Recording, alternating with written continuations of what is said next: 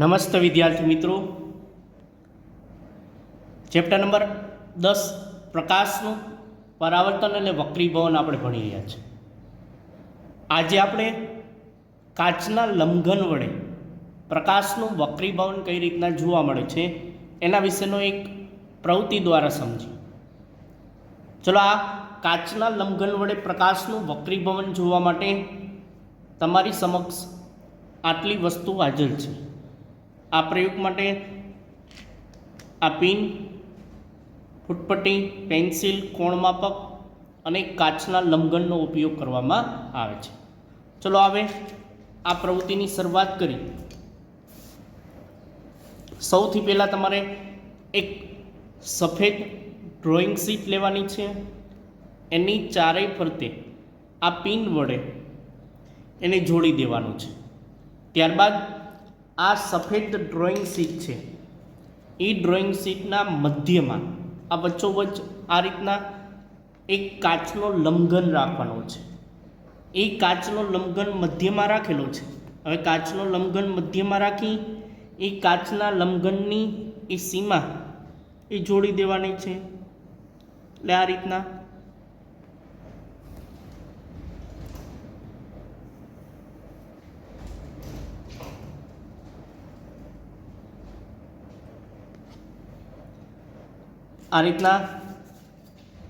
કાચના લંઘનની એ સીમા જોડી દઈશું.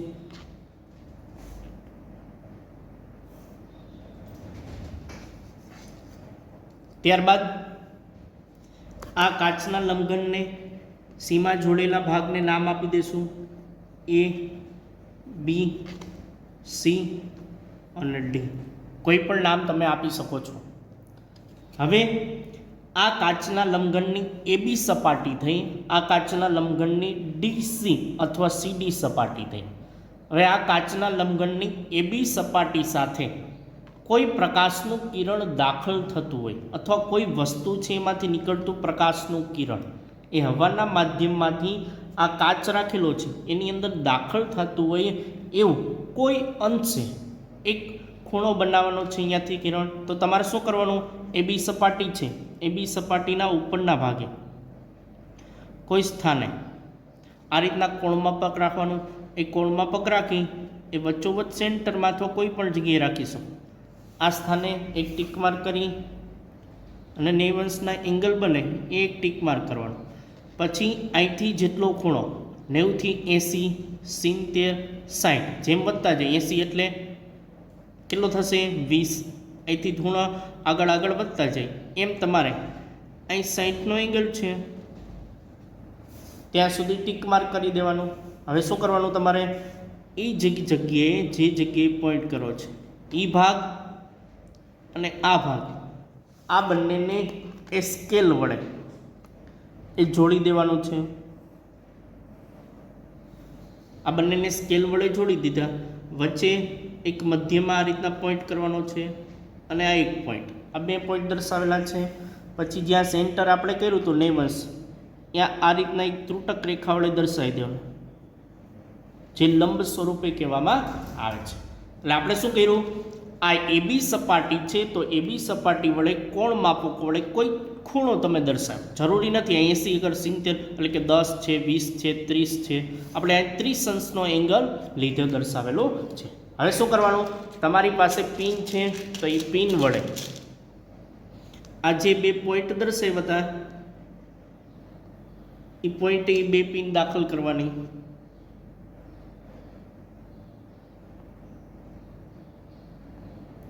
આ રીતના એ પોઈન્ટે એ બે પિન દાખલ કરી.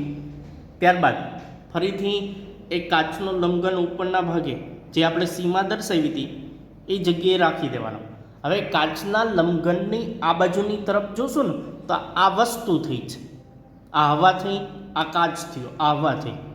તો આ કાચ પહેલાં હવામાંથી નીકળતા આ પ્રકાશનું કિરણ છે આની અંદર દાખલ થતું હોય ને તો આ બાજુની તરફ જોશું ને તો આ બાજુની તરફ સીધી રેખામાં એક તમને એનું શું રચાશે? પ્રતિબિંબ રચાતું એ જોવા મળશે. તો જે જગ્યાએ પ્રતિબિંબ રચાતું હોય તમારે શું જોવાનું? આ જગ્યાના સામેની સાઈડ એક ફિક્સ એ જગ્યાએ આ રીતના કોઈ સ્કેલ વડે આ રીતની એક રેખા દર્શાવી દેવાની છે. પછી શું કરવાનું, ઓની જેમ જ એક પોઈન્ટ અને આ બીજો પોઈન્ટ દર્શાવવાનો કે જે શું દર્શાવે કે આ વસ્તુ છે તો એ વસ્તુનું પ્રતિબિંબ, આ વસ્તુ છે કાચના લંબઘનની આ બાજુની તરફ એનું પ્રતિબિંબ રચાતું હોય એવું. એ જગ્યાએ આ રીતના બે પિન દાખલ કરવાની છે, જેથી જોશો તો આ બાજુની તરફ જોશો તો સીધી રેખામાં જોવા મળશે.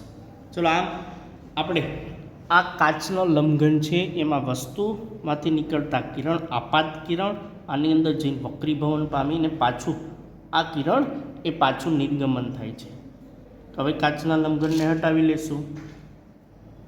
કાચના લંબઘનને હટાવી લઈ અને આ જે દર્શાવ્યું છે એ સ્થાને એક લંબ સ્વરૂપે આ રીતના ત્રુટક રેખા વડે દર્શાવશું.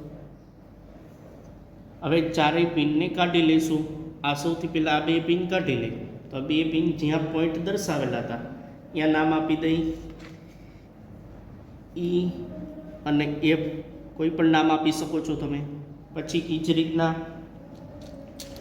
આ બીજી પિન કાઢેલી છે આ બે, ત્યાં નામ આપવાનું જી અને એચ નામ આપી દેવાનું. હવે શું કરી દીધું આપણે, ઈ એફ બિંદુને એ બી સપાટી સાથે જોડી દીધા. પછી જ રીતના જી એચ બિંદુને સીડી સપાટી સાથે જોડી દીધા. આ એબી સપાટીને દોરેલો લંબ થયો, આ સીડી સપાટીને દોરેલો લંબ થયો.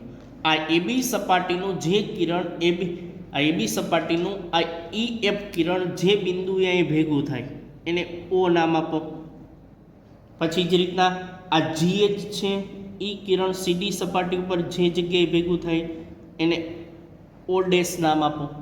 જરૂરી નથી મેં નામ આપ્યા અથવા ટેક્સ્ટબુકમાં આપેલા છે એ તમે આપી શકો, કોઈ પણ તમે નામ આપી શકો છો. બને ત્યાં સુધી આ જ નામ આપવા જરૂર છે. હવે શું કરવાનું, આ ઓ અને ઓ ડેશ આ બંનેને એ જોડી દેવાના છે. આ એક રેખાથી બંનેને શું કરી દીધા છે, એ જોડી દીધા છે. ચલો આ આકૃતિ કમ્પ્લીટ આપણી એ તૈયાર થઈ. હવે આની અંદર આપણે થોડુંક એ નામ નિર્દેશન કરશું કે આની અંદર કઈ વસ્તુ આપેલી છે અને કઈ વસ્તુ શું દર્શાવેલી જોવા મળે છે. ચલો આપણે અહીંયા કાચનો લંબઘન મૂક્યો હતો, તો આ કાચ થયો અને આ હવાની સપાટી. તો હવાની સપાટી એટલે સૌથી પહેલાં અહીંયા હવા લખશું, વળી પાછું આ કાચમાંથી પાછું હવા થયું તો આ હવાની સપાટી થઈ. આ રીતના બે હવાનું માધ્યમ, હવા હોય છે ને એ પાતળું માધ્યમ કહેવાય. કેવું માધ્યમ? પાતળું માધ્યમ. એ આગળના પ્રશ્નમાં આપણે જોશું કે ને પાતળું માધ્યમ કહીશું કે ને ઘટ્ટ માધ્યમ કહેવાય. આ પણ પાતળું માધ્યમ. કોની સાપેક્ષે? પાતળું ને ઘટ. અહીંયા આપણે કાચનો ટુકડો રાખ્યો હતો એટલે એને હું દર્શાવ કાચ કે જે ઘટ્ટ માધ્યમ થયું. આ ઈ એફ છે તો આ ઈ એફ કિરણ છે તો એ આપાત થતું કિરણ કહેવાય, જેથી આ કિરણને આપાત કિરણ કહેવાય કે હવામાંથી આવતું કિરણ આપાત થતું કિરણ, જેથી આપાત કિરણ. તો આ લંબ છે અને આ આપાત કિરણ છે, તો આ બંને વચ્ચે બનાવેલા ખૂણાને આપાત કોણ કહેવામાં આવે છે. શું કહે છે? આપાત કોણ, જેને હું આઈ વડે દર્શાવું. રેડી? પછી આઈ એ જ રીતના આ આપાત કિરણ, તો આ શું કિરણ થયું? વક્રીભવન થયું. હવામાંથી કાચની અંદર દાખલ થયું તો આ કિરણને વક્રીભૂત કિરણ કહેવામાં આવે છે.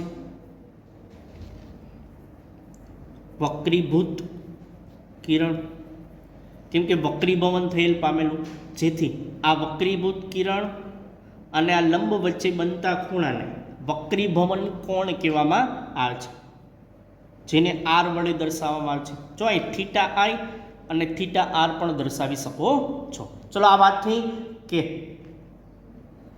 આ કાચના ટુકડામાં જ્યારે પ્રકાશનું કિરણ દાખલ થાય છે ત્યારે દાખલ થઈ અને હવામાંથી કાચમાં દાખલ થાય તે એ કિરણનું શું થાય છે? વક્રીભવન થાય છે. જો આ પ્રકાશનું કિરણ ત્રાસુ કિરણ વાંકું વળ્યું છે તો આ વાંકું વળવાની ઘટનાને વક્રીભવનની ઘટના કહેવામાં આવે છે. ચલો આમ હવામાંથી કાચની અંદર જાય છે આપાત કિરણ, આ વક્રીભૂત કિરણ કહેવામાં આવે છે. હવે જોઈએ આપણે આ સપાટી એટલે કે કાચમાંથી હવાની અંદર દાખલ થાય તો હવે આ તમે ભૂલી જશો.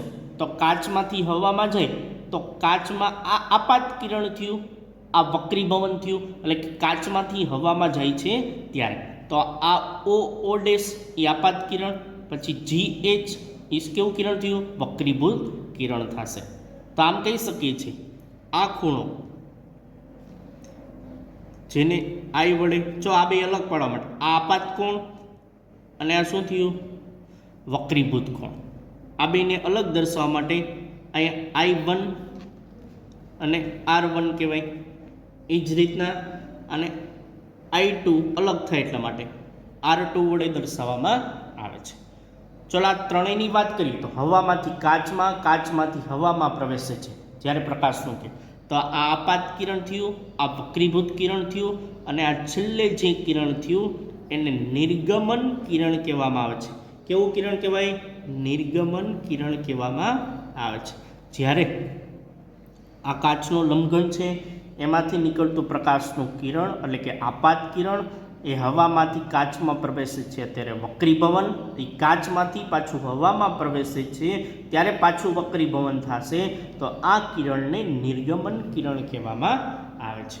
ચલો આમ હવામાંથી કાચ અને કાચમાંથી હવામાં પ્રકાશનું કિરણ એ દાખલ થાય છે. ચલો આ લંબ છે એને પણ દર્શાવી દેવાના નામ, અને એમ ડેશ ગમે એ દર્શાવી શકો, એન અને એન ડેશ વડે દર્શાવવામાં આવે છે.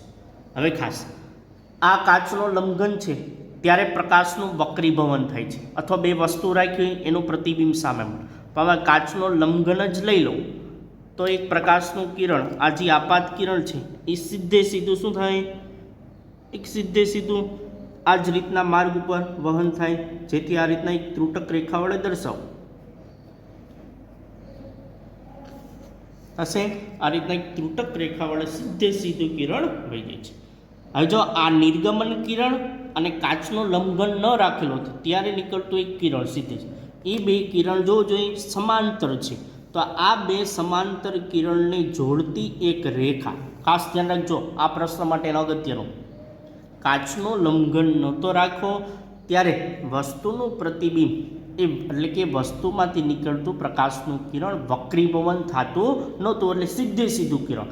જ્યારે કાચ રાખશું ત્યારે એ વસ્તુમાંથી નીકળતું પ્રકાશનું કિરણ વક્રીભવન એટલે કે નિર્ગમન પામે છે. તો આ નિર્ગમન કિરણ અને આ સીધે સીધું કિરણ, આ બે કિરણને જોડતી એક રેખા છે, જે રેખાને નામ અપાય છે લેટરલ શિફ્ટ કહેવામાં આવે છે. શું કહેવાય? લેટરલ શિફ્ટ, અથવા તો એને પાર્શ્વીય સ્થાનાંતર કહેવામાં આવે છે.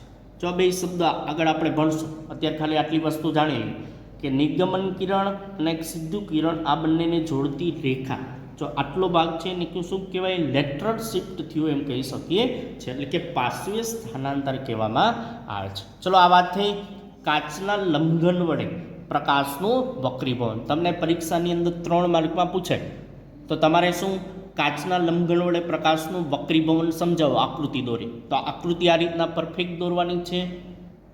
આકૃતિ દોરી અને એનું લખાણ શું કરવાનું છે? આ જ પ્રમાણે. ચલો ફરીથી એક વખત ટૂંકમાં સૌપ્રથમ એક ડ્રોઈંગ શીટ લ્યો, એને ડ્રોઈંગ શીટને 4 પિન વડે જોડી દો. ત્યારબાદ એક કાચનો લંબઘન લ્યો, કાચના લંબઘનને એક રેખાંકિત કરો,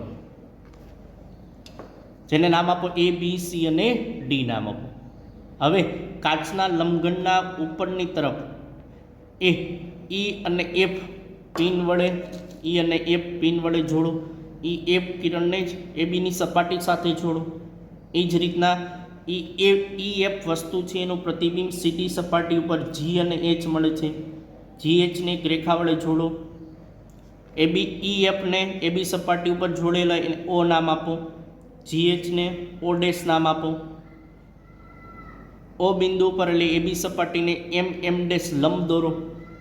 CD સપાટી છે O ડેશ બિંદુએ N ડેશ લંબ દોરો. EF આપાત કિરણ, O ડેશ વક્રીભૂત કિરણ.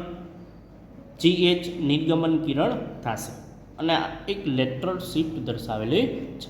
ચલો આ પ્રશ્ન થયો કાચના લંબઘન વડે પ્રકાશનું વક્રીભવન.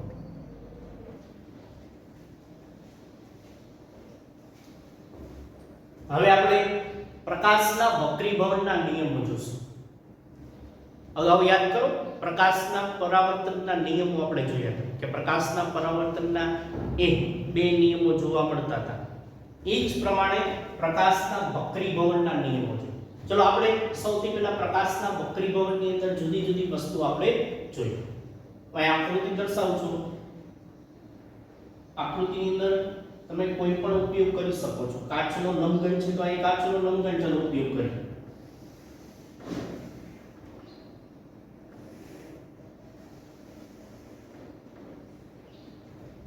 અહીં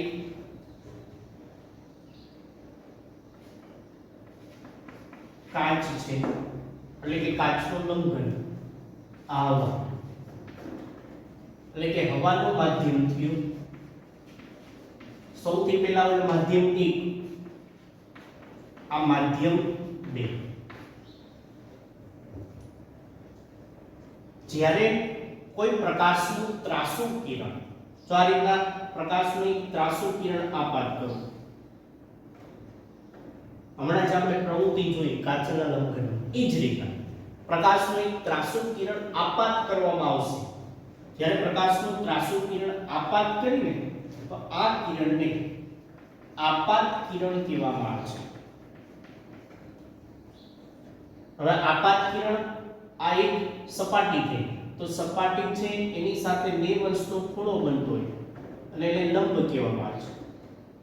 ત્રુટક રેખા વડે દર્શાવવું જોઈએ કે લંબ. આ લંબ દર્શાવ્યો મેં. આ સપાટી છે તો થાશે શું હવામાંથી જ્યારે કાચની અંદર આ પ્રકાશનું કિરણ દાખલ થશે ત્યારે પ્રકાશના કિરણનો વક્રીભવન થાય. અગાઉની પ્રવૃત્તિ યાદ કરો. પાણીની અંદર પેન્સિલ નાખી તો પેન્સિલ હવામાં હશે અને કાચની અંદર એટલે કે પાણીની અંદર હશે તો સહેજ ત્રાસી દેખાશે. કેના લીધે? વક્રીભવનને લીધે.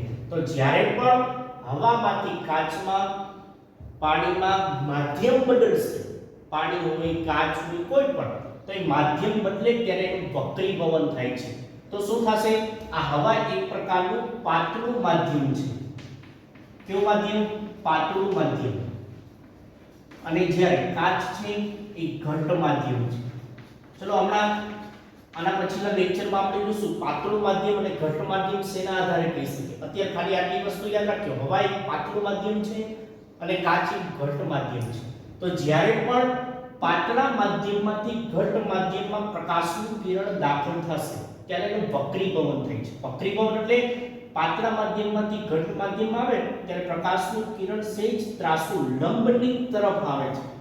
શેની તરફ આવે છે? લંબની તરફ. યાદ રાખજો જો આ પ્રકાશનું કિરણ આ લંબ છે તો લંબની નજીક આવે છે. તો યાદ રાખવાનું પાતળા માધ્યમમાંથી જ્યારે ઘટ્ટ માધ્યમમાં પ્રકાશનું કિરણ દાખલ થતું હોય ત્યારે એ લંબની નજીક આવે છે. તો આ કિરણને વક્રીભૂત કિરણ કહેવામાં આવે છે. કહી શકીએ વક્રીભૂત કિરણ. ચલો આની જેમ જ આ જે કિરણ દર્શાવેલું છે આ બંને વચ્ચે ખૂણો છે. આ બંને વચ્ચે ખૂણો થીટા એટલે ખાલી આઈ વડે દર્શાવો. આ આપાત કોણ કહેવાય. આ બંને વચ્ચે જે આ ખૂણો બને છે જેને r વડે જે વક્રીભૂત એક કિરણ અને લંબ વચ્ચે બનતો વક્રીભૂત કોણ કહેવામાં આવે છે. તો આપાત કિરણ, વક્રીભૂત કિરણ, લંબ, આપાત કોણ અને વક્રીભૂત કોણ થશે. ચલો હવે આપણે નિયમો જોઈએ. આના આધારે આપણે નિયમો. પહેલો નિયમ આની જેમ જ આપાત કિરણ, વક્રીભૂત કિરણ અને સપાટીએ દોરેલો લંબ ત્રણેય એક જ સમતલમાં આવેલા હોય છે. પહેલો નિયમ આપાત કિરણ, વક્રીભૂત કિરણ, વક્રીભવન થાય છે જેથી વક્રીભૂત કિરણ કહેવામાં આવે છે. અને આપાત બિંદુએ સપાટીને દોરેલો લંબ ત્રણેય એક જ સમતલમાં હોય છે. ફરીથી પહેલો નિયમ સિમ્પલમાં આપાત કિરણ, વક્રીભૂત કિરણ અને આપાત બિંદુ આ છે. આપાત બિંદુ આ સપાટી દોરેલો લંબ. રેડી? આપાત કિરણ, વક્રીભૂત કિરણ અને લંબ ત્રણેય એક જ સમતલમાં આવેલા હોય છે. બીજો નિયમ, કોઈ ચોક્કસ પરિસ્થિતિને અનુલક્ષી કોઈ ચોક્કસ પરિસ્થિતિ ને અનુલક્ષીને ધ્યાન આપજો આ નિયમ, આપાત કોણનો સાઇન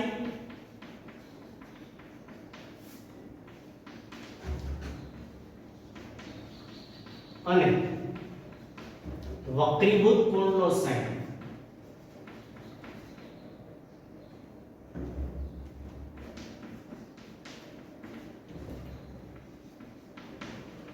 નો ગુણોત્તર અચળ હોય છે.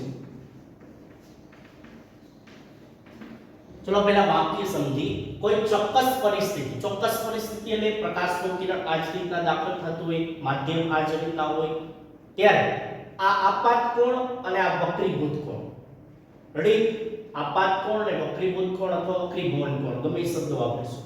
તો આપાત કોણનો સાઇન યાદ છે ને? ત્રિકોણમિતિ ભણી ગયા છો ગણિતની અંદર. આપાત કોણનો sign sin cos tan cosec આ બધા છે. તે આપાત કોણનો સાઇન એટલે sin આપાત કોણને શેના વડે દર્શાવી? i વડે. રેડી? થીટા i પણ કહી શકો. આપાત કોણ જેને i આપાત કોણનો સાઇન અને વક્રીભૂત કોણને r એનો સાઇન sin r, વક્રીભૂત કોણને r વડે એનો સાઇન. ફરીથી આપાત કોણનો સાઇન અને વક્રીભૂત કોણનો સાઇન નો ગુણોત્તર કેવો હોય છે? અચળ હોય છે. આટલું જ વાક્ય સમજવાનું છે. આના પછીના લેક્ચરમાં આ સમજશું કઈ રીતના આવે છે. રેડી? આટલી વસ્તુ. ફરીથી બીજો પોઈન્ટ, કોઈ ચોક્કસ પરિસ્થિતિને અનુલક્ષીને આપાત કોણનો સાઇન અને વક્રીભૂત કોણનો સાઇન નો ગુણોત્તર ભાગાકાર કેવો હોય છે? અચળ હોય છે. આને એટલે આ લખેલું છે સ્નેલનો નિયમ કહે છે. શેનો નિયમ? સ્નેલનો નિયમ કહેવામાં આવે છે. ચલો આ વાત થઈ પ્રકાશના વક્રીભવનના નિયમ. ચલો પ્રકાશના વક્રીભવનના નિયમોની અંદર આપણે કીધું પાત્ર મધ્યમમાં ઘટ મધ્યમ ને લંબથી નજીક આવે. તો આવું થાય. આ કાચનો ટુકડો છે, તો કાચના ટુકડામાં આ લંબ છે. જ્યારે પ્રકાશનું કિરણ આમ દાખલ થતું હોય